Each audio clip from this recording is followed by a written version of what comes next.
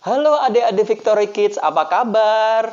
Kita bersyukur sekali kalau sebentar kita akan mendengarkan kebenaran firman Tuhan di dalam acara yang spesial, di dalam perayaan Paskah. Siapa yang tahu perayaan Paskah merayakan apa?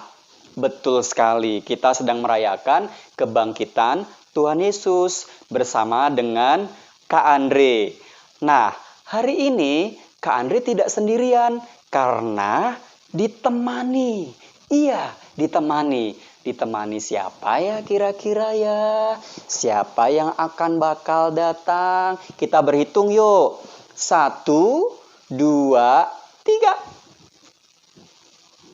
Halo, apa kabar teman-teman Victory Kids? Hey, kita punya teman. Coba kita tanya, namanya siapa? Nama saya Caken, singkatan dari cakep dan keren. Weh, coba tepuk tangan semua. Kita punya teman baru yang namanya Caken karena cakep dan keren. Caken kesini kenapa sih? Aku mau bantu Kak Andre sampaikan firman Tuhan dengan judul Paskah. Paskah adalah peristiwa yang khotbah Kak Andre, bukan Caken. Ya, kita akan mendengarkan firman Tuhan tentang Paskah, tentang kebangkitan Tuhan Yesus. Kak Andre, aku mau tanya sama teman-teman tebak-tebakan dulu, boleh nggak? Tebak-tebakan apa? Kita dengar yuk. Tahu apa yang paling gede? Yang tahu jawabannya bilang, siap. Weh, tahu apa yang paling gede? Apa sih jawabannya? Nyerah? Ya. Tahu yang paling gede adalah tahu Sumedang. Gede banget kan? Caken pinter sekali ya. Nah, Caken nanti duduk ya, ikut mendengarkan ya. Aku mau ngomong banyak.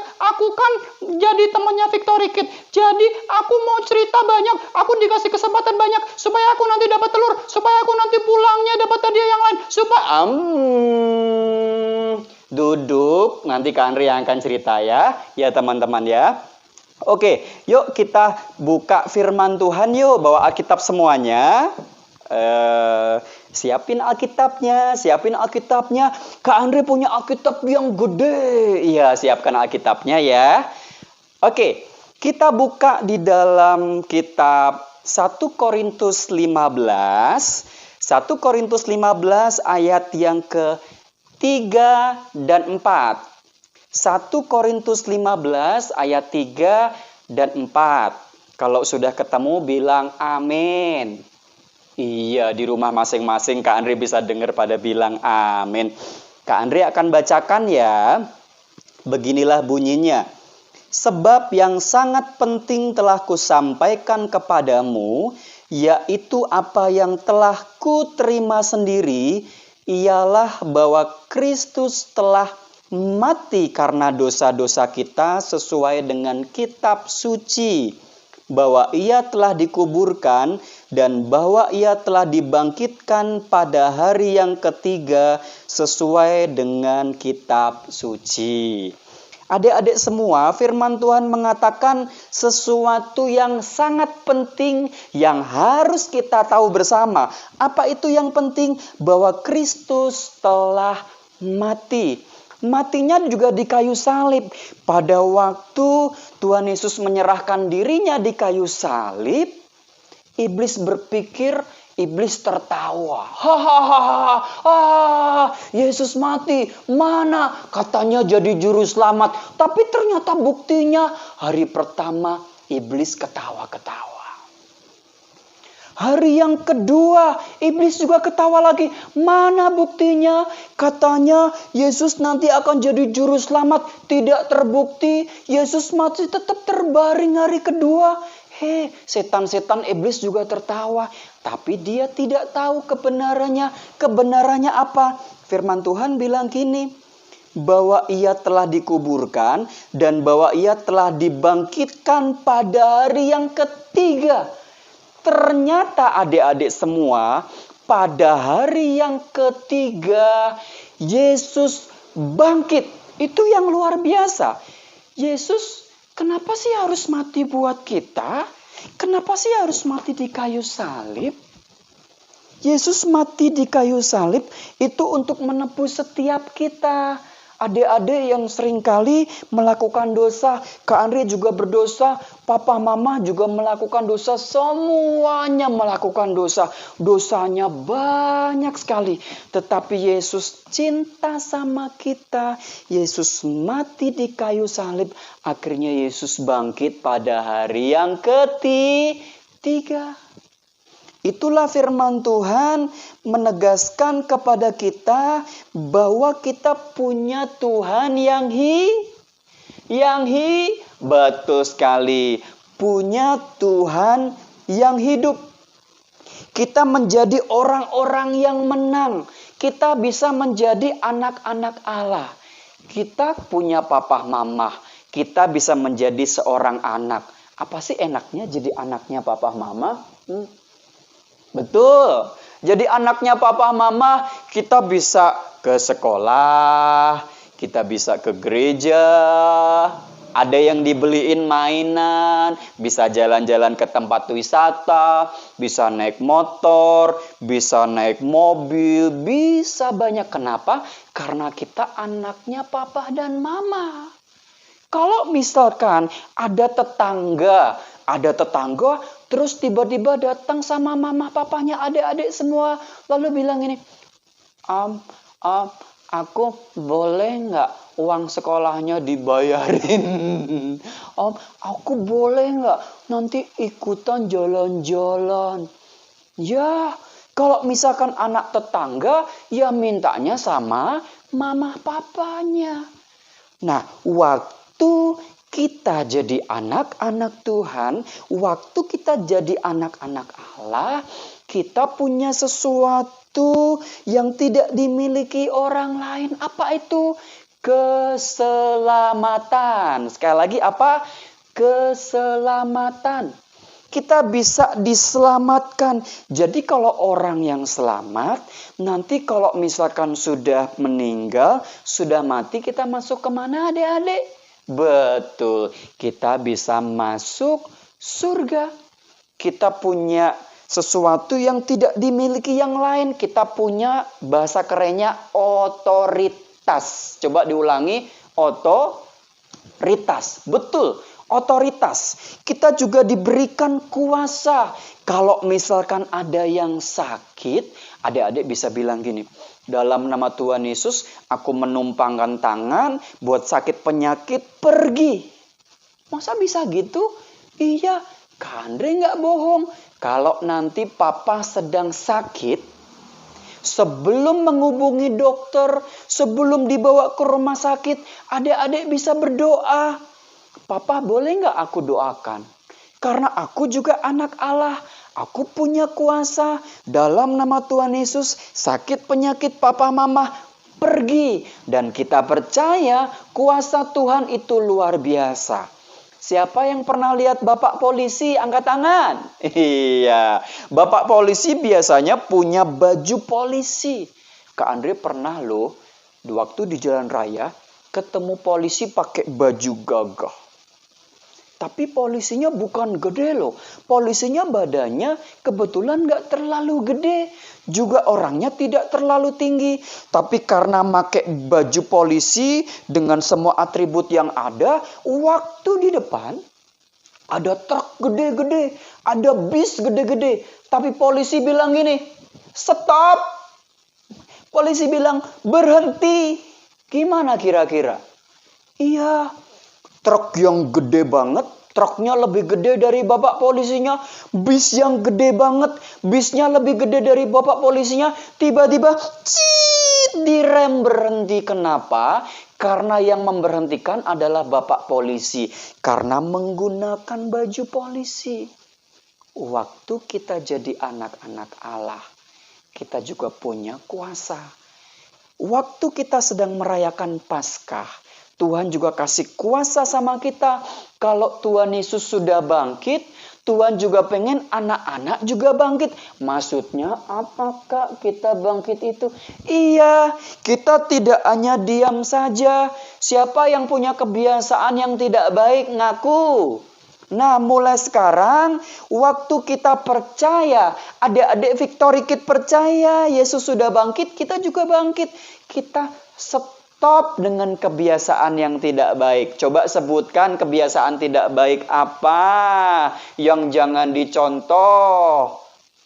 Iya, suka marah-marah, betul. Apalagi suka buang sampah sembarangan, suka bohong. Siapa yang sudah mengerjakan PR? Sudah, terus lupa. Dari 10 soal sudah dikerjakan baru 1. Itu namanya bohong. Stop berbohong, stop terlambat, stop ngambil barang orang lain, stop marah-marah sembarangan, stop malas ke gereja. Kita diganti menjadi manusia baru. Kita punya identitas yang baru. Karena Yesus sudah bangkit, kita juga bangkit. Sebelum kita bangkit, iblis suka ngetawain, kamu aku ajarin. Tapi waktu diajarin yang jelek. Tapi waktu kita jadi anak-anak Tuhan, kita ajarin sesuatu yang baik. Diajarin sesuatu yang bisa memuliakan nama Tuhan. Kak Andre jadi ingat lagu sekolah minggu yang mungkin adik-adik semuanya hafal. Aku inilah anak Allah yang telah ditebus oleh darahnya. Aku mau jadi yang terbaik, hidup suci di hadapan Tuhan. Kalau iblis menyuruhku mencuri, nggak mau. Kalau iblis menyuruhku berbohong, nggak mau. Kalau iblis, Kak Andri lupa lagi lagunya. Kalau iblis menyuruhku marah-marah, nggak usah lah ya. Kenapa? Karena kita sudah menjadi manusia yang baru. Kalau yang lama, biasanya itu nggak bagus. Coba siapa yang adik-adik punya mainan yang lama, masih bagus nggak? Nggak bagus. Tapi kalau kita punya mainan yang baru, masih bagus. Yuk kita undang Caken yuk. Mau nggak? Coba dihitung dulu 1 sampai 3. 1, 2, kurang keras kayaknya. 1, 2, 3. Aku kembali lagi teman-teman. Senang sekali tadi dengar cerita tentang Bapak Polisi. Tadi juga bernyanyi, aku menjadi manusia baru. Kandre, dulu aku juga suka marah-marah. Loh, Caken suka marah-marah sama siapa? Sama mama, sama papa, sama tetangga, sama semua. Mulai sekarang gak boleh marah-marah. Memang Caken setelah dengar firman Tuhan, gimana? Mulai sekarang aku jadi manusia baru. Yang siap jadi manusia baru, katakan siap. Yuk bilang siap. Siap. Iya. Jadi Caken, sebaiknya kita jadi manusia baru ya. Kebiasaan baru apa yang harus kita lakukan? Kak Andre, tanya teman-teman di rumah dong. Kebiasaan manusia baru itu apa saja? Aku tahu jawabannya. Kita dengar dulu jawaban adik-adik yang ada di rumah ya. Iya, adik-adik coba sebutkan kebiasaan manusia yang baru. Adik-adik Victory Kids, apa saja coba? Pengen dengar? Apa? Iya, bangun pagi, mengerjakan PR, suka berdoa, suka memuji Tuhan, suka bantuin mama papa. Memang Caken suka bantuin? Suka. Aku tuh suka bantuin mama. Kalau mama masak, aku bantuin menghabiskan. Kalau papa kasih uang, aku bantuin menghabiskan. Beli es krim. Caken gitu. Maksudnya bukan begitu, Caken. Bantuin itu maksudnya kayak yang adik-adik bilang tadi. Denger nggak? Belajar. Lalu ada yang tadi katanya ada yang belajar nyapu, nyuci piring. Aku bisa nyuci baju, nyuci piring, semuanya. Handphone kalau perlu, kalau mau dicuci, aku cuci sekalian. Wah, Caken rajin sekali ya.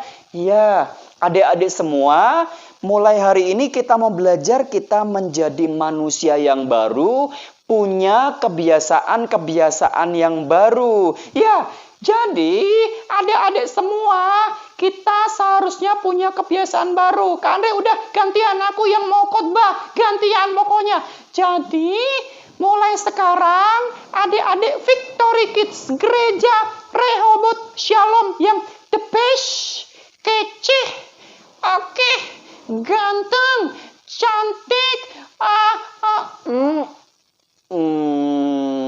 gantian. Caken dikasih kesempatan sebentar aja. Tapi adik-adik, Kak Andre ya sekarang ya, Cakennya udahan ya. Masih pengen Caken ngobrol? Aku nggak cuma ngobrol, aku bisa nyanyi lagu sekolah minggu tentang Paskah. Masa mau denger Caken nyanyi atau kita mau bersama-sama bernyanyi? Ya, kubur kosong membuktikan Yesus hidup. Kita nyanyi sama-sama mau? Yo, sebab Dia hidup. Ada hari esok, sebab Dia hidup. Ku tak gentar karena ku tahu Dia pegang hari esok.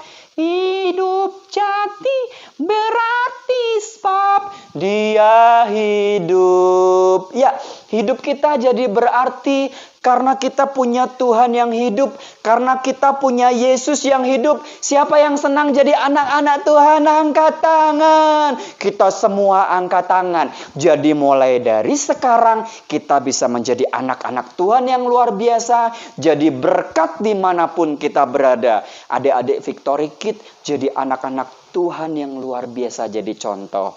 Ya, itu kebenaran firman Tuhan yang kita dengar. Kapan-kapan kita jumpa lagi juga dengan Caken. Yuk kita berdoa bersama-sama ya. Lipat tangan semuanya. Adik-adik ikuti Kak Andre berdoa ya. Tuhan Yesus, terima kasih kami sudah dengar firman Tuhan. Kami bersyukur jadi anak-anak Allah yang luar biasa. Terima kasih Tuhan, hamba-Mu bersyukur buat adik-adik Victory Kids di dalam perayaan Paskah yang luar biasa. Kami bersyukur karena Yesus tidak hanya mati, tetapi Yesus juga bangkit pada hari yang ketiga. Dan kami menjadi manusia yang baru, memberkati setiap Victory Kids yang ada di rumah masing-masing. Juga orang tua yang mendampingi pagi hari ini Tuhan. Jadikan keluarga yang sungguh-sungguh takut akan Tuhan. Memberkati setiap keluarga kami Tuhan. Dan sebentar kami akan sama-sama menerima berkat sukacita dari Tuhan. Diberkatilah adik-adik sekolah minggu, diberkatilah perkataanmu, diberkatilah perbuatanmu, diberkatilah sekolahmu, diberkatilah papa mama di rumah dalam setiap pekerjaannya, dibuat Tuhan berhasil. Dan kita akhiri dan terimalah berkat yang luar biasa dari Allah Bapa, cinta kasih di dalam Tuhan Yesus, persekutuan penghiburan di dalam Roh Kudus, beserta dengan kita dari saat ini sampai Maranatha Yesus datang kedua kali, di dalam nama Tuhan Yesus Kristus. Haleluya. Amin. Adik-adik terima kasih. Sampai jumpa lagi dalam kesempatan yang akan datang. Selamat Paskah. Selamat Paskah.